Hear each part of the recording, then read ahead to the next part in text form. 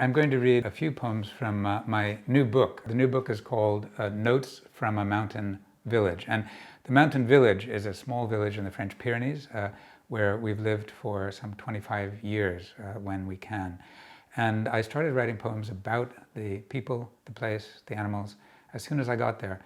And this small volume accumulates these poems from 25 years. The first is called A Gift of Cherries. I saw an old villager by the roadside. We'd not spoken before. On his lap, a basket made of grapevines, ancient, twisted together, gnarled as his hands. Then a dark cloud moved through him. He might be remembering a dead wife. Now it's cherry picking time again. Hello, I said. What beautiful cherries. He roused, cloud gone, and said, would you like to taste them? Then slowly, old hands scooped a load into mine, and they shone in the sun, lacquer suffused with vegetal blood. I thanked him and we smiled, and they were wonderful. Second is called Sugar Cubes. Middle of August and 38 centigrade, the wind blowing hot perfume, atomized oil from thyme, lavender, and obscurer favorites into my face as I wash the dishes of midday hake with 3 kinds of wine and remember ants. Though colonies live only a few years, a convoy has ceaselessly worked along our terrace fence, these 18, and when we didn't bag the sugar cubes before leaving, returned in spring to 100 perfectly wrapped sugar cubes with nothing inside.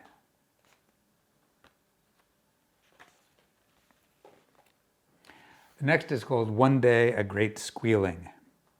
Jennifer she was to us, big and smart. Our village dog Bernie didn't mind when we stopped to feed her windfall fruit, carrying it up to her pen in the valley cleft where ducks are farmed, away from eyes and regulations. And there's a decomposing caravan for youthful trysting. Jennifer was grateful for pears, apples, and dinner ends. Then one day a great squealing. Her cries filled the hills as she ran already far from her familiar pen, paysans in loud pursuit. We cheered her on, hoping escape would lead to freedom.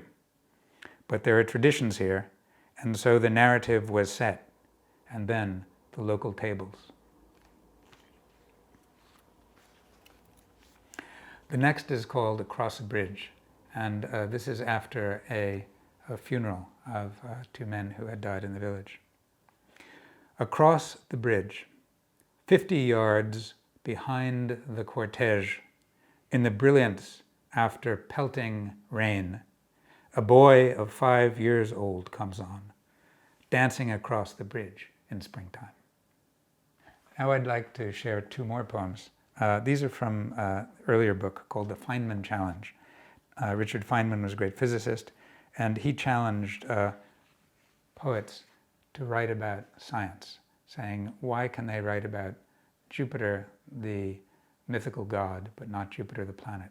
So I wrote a whole book of science poems, and the scientist E.O. Wilson, the American scientist, was kind enough to say that in these poems I speak as both a poet who has colonized science and a scientist who speaks a poetic tongue.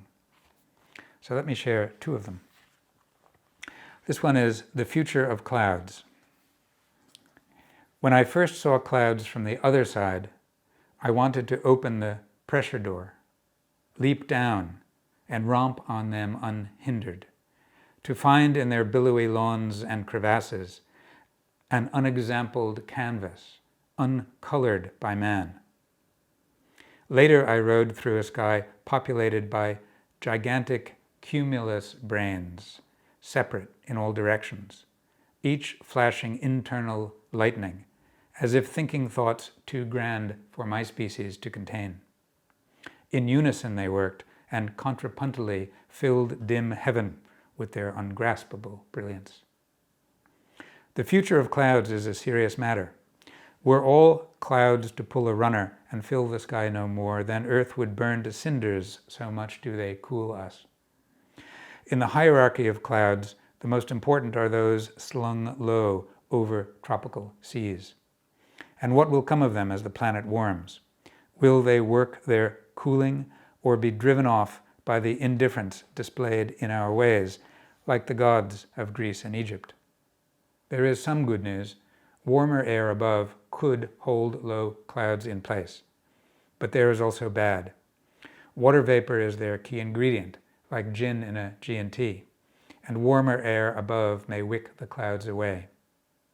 The narrative of clouds seems moving in the direction of ever less cover. So as with more and more things that force my eyes open, I plan to deepen my appreciation of clouds.